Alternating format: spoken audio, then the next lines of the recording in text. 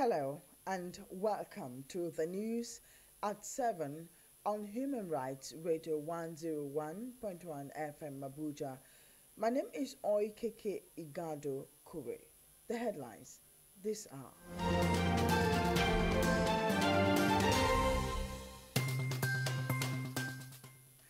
Vice President Yemi Osinbajo says Nigeria is on the path of progress.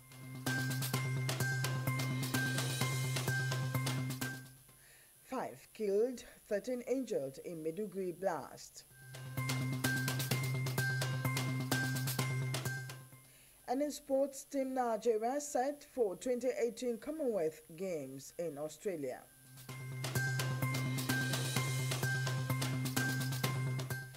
Details of this and more in a moment. Please do stay with us.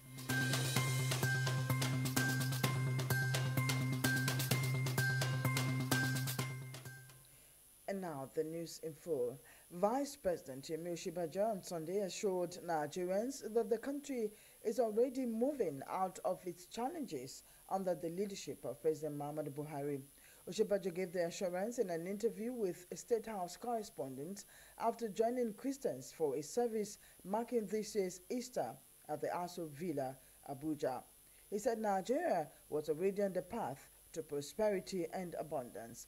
According to the Vice President, the resurrection of Jesus Christ is a strong and powerful message to the nation. He said the message is that Nigeria is on the path of resurrection and progress and also elevation. He said Nigeria is moving out of the challenges and is going to be placed in committee of nations and of greater hope, peace and prosperity and abundance for all citizens.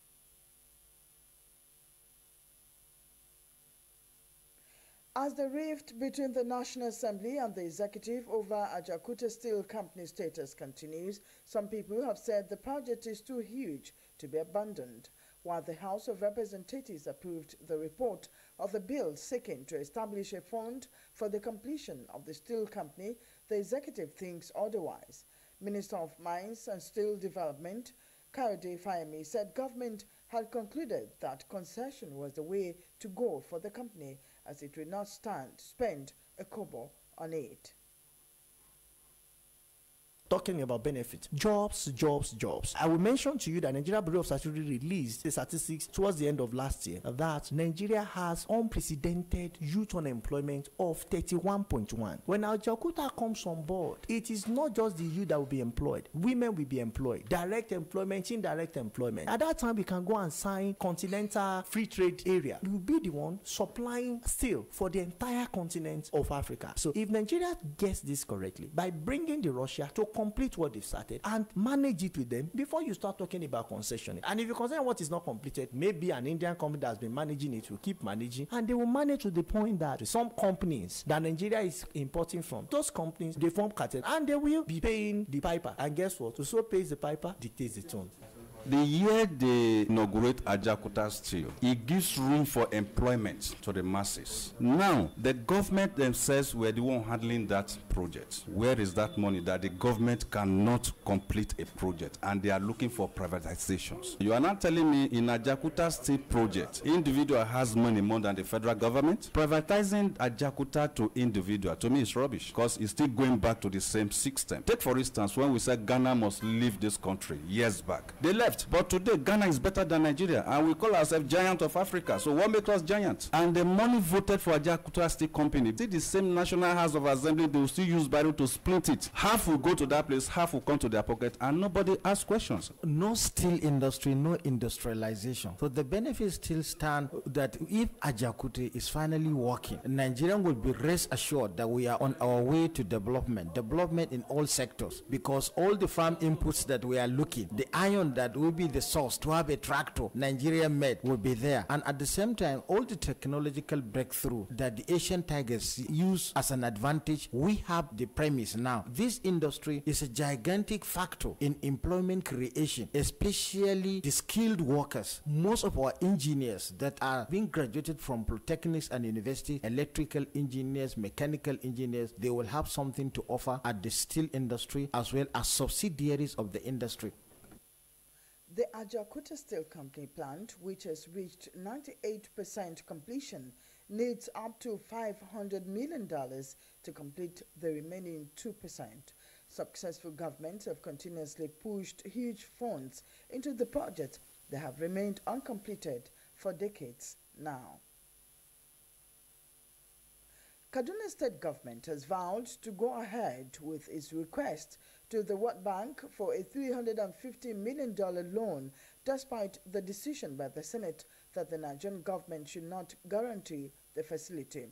The Senate decided not to approve the loan request after a committee headed by Shehu Sani advised against it on the grounds that the state is the second most indebted in the country. Sani, who is the chairman, Senate Committee on Foreign and Domestic Loans, argued that the new loan, if approved, will erode economic viability of the state.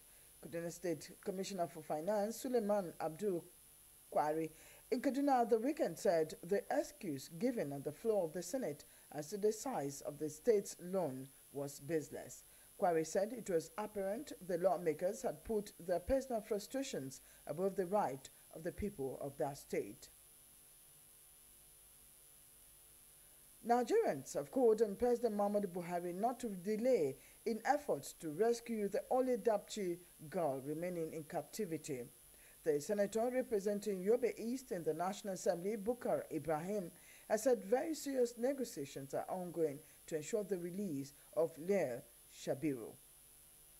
Apart from getting the girl out, this Boko Haram issue, the government should try and close it once and for all. Those people doing this, where are they coming from? With all the securities we have. If it means closing the Nigerian borders, close it. If they are in Nigeria, where are they? Let's root them out once and for all. They are budgeting billions of money for these security issues. Billions. It's as if this thing has turned to a business now. They should put in more effort and make sure that they secure the release of the girl remaining. And I want them to back their words with action, because the parents of those girls will not want to just hear about negotiations going on. What they will want to hear and what they will want to see is their child coming back to them. So I encourage the federal government of Nigeria to hasten the process of their negotiation so that they will try as much as possible to reunite the girl with her parents. They know the method they will use to release the remaining one. They know it better than us. So they know what they are doing. My advice now to our leaders is to try as much as to do so that they release the remaining one. They know the method they will use. The government should try. Let's get this thing cleared up. We are tired of Boko Haram. We have enough security personnel, Air Force, Army, DSS, whoever. They could close Nigerian borders and we should search everywhere in Nigeria, mountain hills, wherever these people are, and root them out. Shikena. After this, they should ensure that those schools are properly protected and properly secured so that something like this will not repeat itself in the future.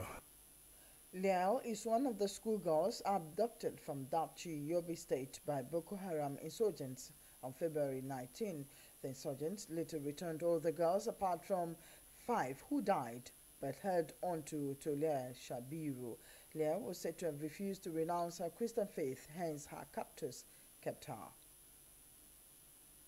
Today is Easter Monday, and it is a season in which Christians mark the death and resurrection of Jesus Christ. The solemn festival represents the triumph of good over evil and life over death.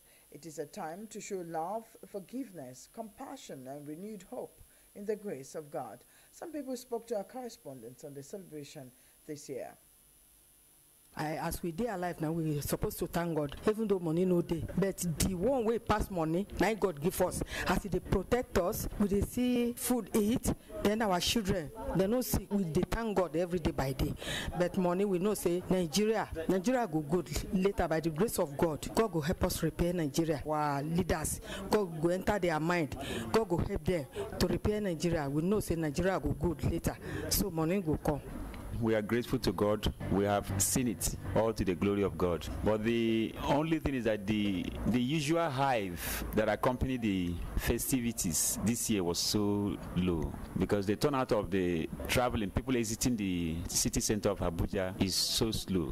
The city is so full with people. People didn't have enough money to even travel. Therefore, it has affected our celebrating with loved ones that we have not seen for quite a while. And we expect that the economy will improve so that the security of the pocket of citizens of Nigeria will be more enriched come next year.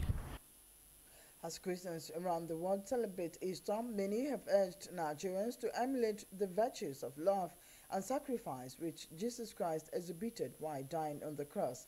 With love, Nigeria would surmount its challenges and the wanton killings, clashes, kidnappings, theft, and other vices that are bedeviling the society would not exist anymore. Today is World Autism Awareness Day. In this year's World Autism Day, special focus is on the importance of empowering women and girls with autism and involving them in policy and decision making. This is necessary because girls with disabilities are less likely to complete primary school and more likely to be marginalized or denied access to education. Women with disabilities have a lower rate of employment than men with disabilities and women without disabilities. To mark this day, some Nigerians say people with autism should never be discriminated against. Whether somebody have disability in whatever form or not, as long as someone is a human being, he or she need to be treated equally. It's a good initiative by the world body so that certain diseases will not be discriminated against. That discrimination is another problem on its own, on the mind and the character of the victims. And we are also imploring that the citizens should treat these people with care. Nigerians should understand that this disease is something that they can manage with the people that are affected, so that they can live a longer life. Manage in the sense that they are not supposed to be discriminated in the aspect of marriage, work, in the aspect of relating one-on-one, in the aspect of socializing with the society, because these are the things that also kill the willpower of the affected people. They will not even have the spirit to fight the disease because their immune system and their system is down because of stigmatization. People living with disabilities are human beings like ourselves, and therefore they have the same rights as those people that are not living with any disabilities. Globally, reports say women and girls with disabilities experience gender-based violence at higher rates and in unique forms owing to discrimination and stigma based on both gender and disability. Reports say 5 persons have been killed and 13 others injured in multiple explosions in Maiduguri, the Borno State capital, for suicide bombers while attempting to enter the metropolis at Muna Zawiya village. At the weekend were said to have been spotted by vigilante security operatives. The security operatives reportedly fired at the bombers, who exploded subsequently, killing themselves and one other person. Borno Police Public Relations Officer Edith Okon, in a statement on Saturday, confirmed the incident and said 13 people were also injured in the multiple blasts. He said the command had dispatched the Explosive Ordnance Department and other unit to the scene to make the area safe for the people. He noted that normalcy has returned to the area and adequate security arrangements have been put in place for a hitch-free Easter celebration. National Association of Resident Doctors, NAAD, has issued a 30-day ultimatum to federal government to recall its members whose appointment was said to be unjustly terminated at the Jos University Teaching Hospital. NAAD, who threatened the government with an industrial action, said failure to meet the demands will force them to embark on the action. They also lamented that the youth management has been withholding dues deducted from their members since January 2018, which they condemned and strongly frowns out. A statement by its president, Dr. Osina Chukwu Nnadi, noted that the Federal Ministry of Health released an extant circular on the duration of residency training program on 18th of July 2014. But according to them, the management of youth is yet to recognize and implement that circular. We'll now take a short break. We'll be right back. Please do stay with us.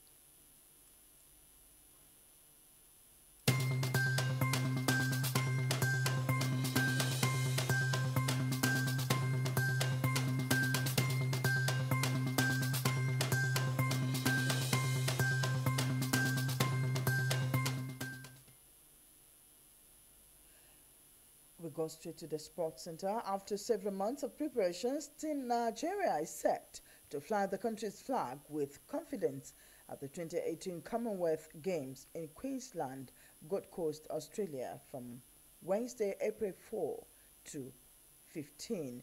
floated by the presence of renowned athletes like Commonwealth Games double sprint champion Blessing Okabere, veteran table tennis player Segun Torola, among others. Team Nigeria is hoping to do well in Australia this year.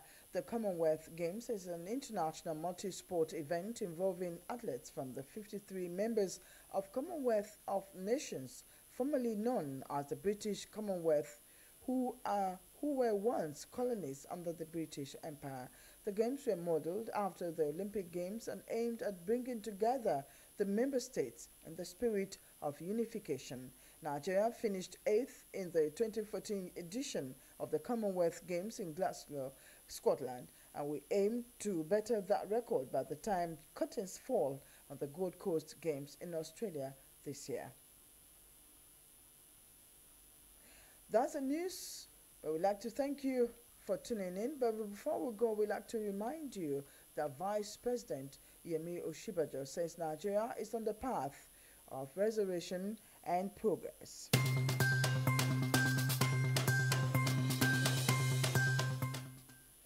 5 killed, 13 injured in Maiduguri blast at the weekend.